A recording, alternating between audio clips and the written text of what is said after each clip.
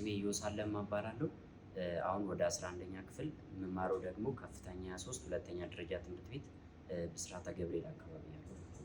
ስለ ግሎብ ዶክ የሰማሁት 9ኛ ክፍል ላይ እንደገባው አንዳንድ ነገሮችን ትምህርቴን ያግዘኛል በሚል ሰርች አደረግ ነበረ እና ዩቱብ ላይ ሰርች በማድረግ ሰዓት አጋጣሚ የግሎብ ዶክን አገኘሁት እና እዛ ላይ ሰብስክራይብ አድርጌ ገብቼ ሳያቸው ቪዲዮዎቹ የሚያስተምሩበት ወይ በጣም አትራክቲቭ ሆኖ ስላገኘሁት ያንን ልከተለው ችያለሁ ማለት ነው። ሁሉም ይጠቅማሉ ግሎብ ዶክ ላይ ያሉት ማለት ዩቱብ ላይም ያለው እንዲሁም አፑ ላይም ያለው በጣም አሪፍ ነው። በተለይ አፕሊኬሽኑ ላይ ያለው ሌክቸር ቪዲዮዎች አሉት፣ እንዲሁም ደግሞ ኩዊዝ አለ፣ ኖት አለ። እዛው ላይ ሌክቸር ቪዲዮዎቹን አይተን እንዲሁም ደግሞ ኖትም ደግሞ የጎደለ ካለ ኖቱን ከዛ መውሰድ እንችላለን።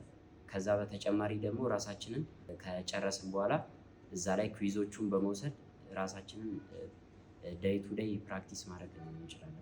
አክሰሱን ያገኘሁት እኔ እንግዲህ መጀመሪያ ላይ ዩቱብ ላይ 100,000 ሰብስክራይበር ያገኘ ጊዜ ግሎብ ዶክ እዚህ ተጠርተን ነበር እና ሰለብሬት እንድናደርግ እዛ ላይ ስመጣ ሁሉንም ለማግኘት ሞክሬ ነበር። ማለት የማግኘት እድሉን አግኝቼ ስለነበረ ከቲቸር ናፖሊዮን ጋር እንዲሁም ደግሞ ከአቶ ኪሩቤል ጋር ተገናኝቼ ነበረ እና ያለውን ነገር አስረዷቸው።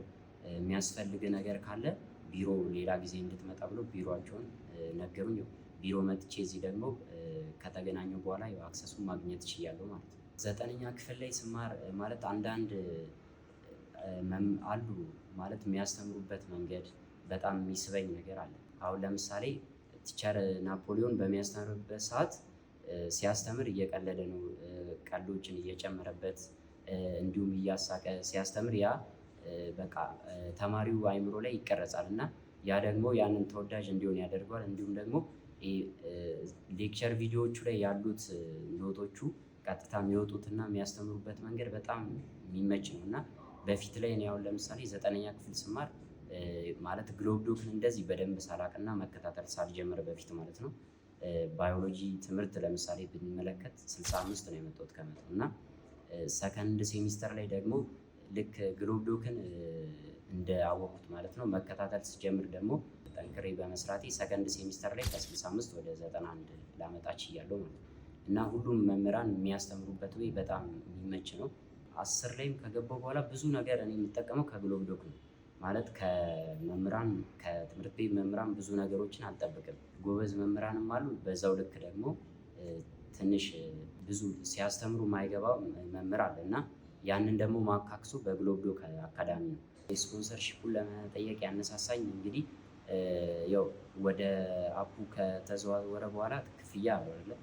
የተወሰነ ቢሆን ክፍያውን እኔ ደግሞ ያው መፈጸም ስለማልችል ያንን ደግሞ በማሰብ ግሎብ ዶክ ማለት ከሌለ ያው ትምህርቱን በዛው ልክ ከዛ በፊት ግሎብ ዶክን ሳልጠቀም በፊት እንደነበረው ነው የሚሆነው እና ግሎብ ዶክን ደግሞ በጣም ለመማርም ፍላጎቱ አለኝ። ምክንያቱም ትልቅ ድሪም ያለኝ ሰው ነኝ። በዚህም አለ በዚያ የምማርበትን መንገድ መፈለግ አለብኝ። ለዛ ቀጥታ ያነሳሳኝ ነው። ሰዎች በራሳቸው ሲጥሩ የሆነ አጋዥ ያስፈልጋቸዋል። ያ ደግሞ ለእኔ ደግሞ አጋዥ ግሎብ ዶክ ነው ብዬ ስለማስብ ቀጥታ ያ ደግሞ ቀጥታ ወደ ህልሜ ይመራኛል ብዬ ስለማስብ ነው እዚህ መጥቼ አነጋግሬ ያንን ላገኝ የቻልኩት ነው።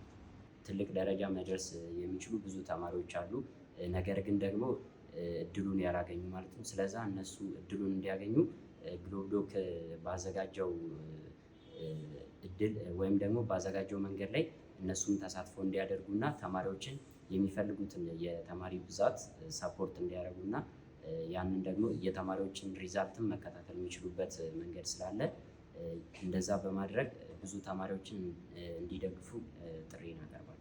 ወደፊት እንግዲህ እኔ መሆን የምፈልገው አስትሮፊዚስት ነው። የኢትዮጵያ ስፔስ ሳይንስ ሶሳይቲ ሜምበር ነኝ። የምፈልገው ደረጃ ላይ ደርሼ ሀገሬን በተለያዩ ነገሮች አስጠራለሁ ብዬ አስባለሁ።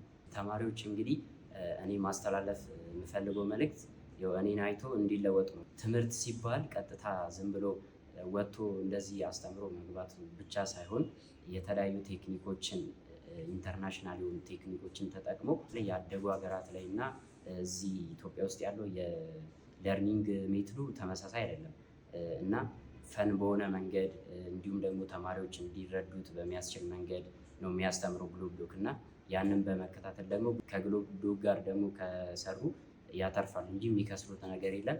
እንዲሁም ደግሞ ሁሉም ነገር ግሎብ ዶክ ላይ ዲፕ ገብተው ስለሚያስተምሩ ሁሉንም ነገር በደንብ እንዲረዱት ያደርጋል እና ስለዚህ ግሎብ ዶክን አፑንም አሁን አዲስ አፕሎድ እየተደረገ ያለውንም እሱን እንዲጠቀሙና አዲሱን የትምህርት ዘመን ከግሎብ ዶክ ጋር እንዲያሳልፉ እመክራቸዋለሁ ማለት ነው።